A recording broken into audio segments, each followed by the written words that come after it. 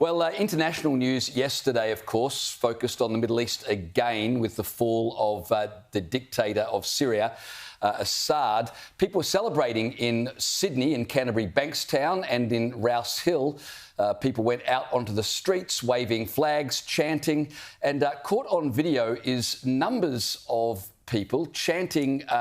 We'll show you the footage. Why don't we show you the footage, then we'll explain what they're chanting. Here's what they were doing.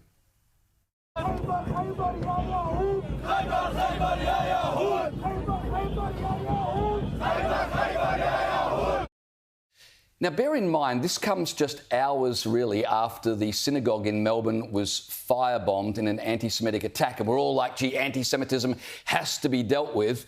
And now, immediately in the wake of that, we've got lots of people out on the street in Sydney chanting that Muhammad is going to come after the Jews. This refers to a battle that Muhammad waged against the Jews in about, I think it was the 7th century. And they slaughtered a whole bunch of Jews. And now, in response to the Syrian dictator being overthrown, they're chanting in the streets of Sydney that Muhammad's going to come after the Jews. Jewish people are rightly incredibly upset about this. The slogan that they're chanting was first popularised in the 1980s by Ahmed Yassan, the founder of Hamas. It's been invoked in numerous terror attacks. In fact, you remember Amrozi, who was one of the Bali bombers, when he was sentenced to death, and he was responsible for the death of 88 Australians.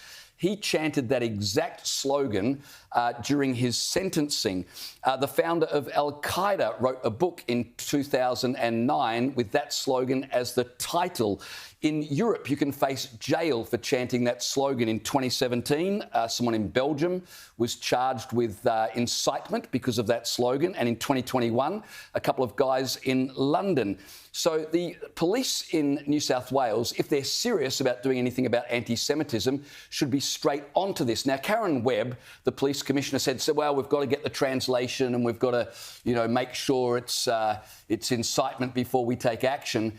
Well, I hope they'll do something immediately tomorrow, because I saw this video this afternoon. Now, I can't translate it. I don't know what it is. So I walked across to my local barber where they're all Iraqis, and there are about 4 of them in there. They're all nice guys. I said, hey, can I play you something? And can you tell me if you understand this?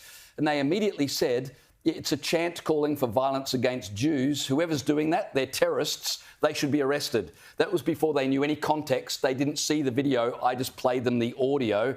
They immediately knew if the police are serious about clamping down on anti-Semitism, if they're going to stop the talk and actually do things, they ought to do something about this immediately. And we are told that this is under investigation, as it should be, although how are you going to track down that many people? It's much like what we saw, the scenes on the steps. They've got photographs of they've got video evidence. Indeed, but they had video evidence of that, and yet we still don't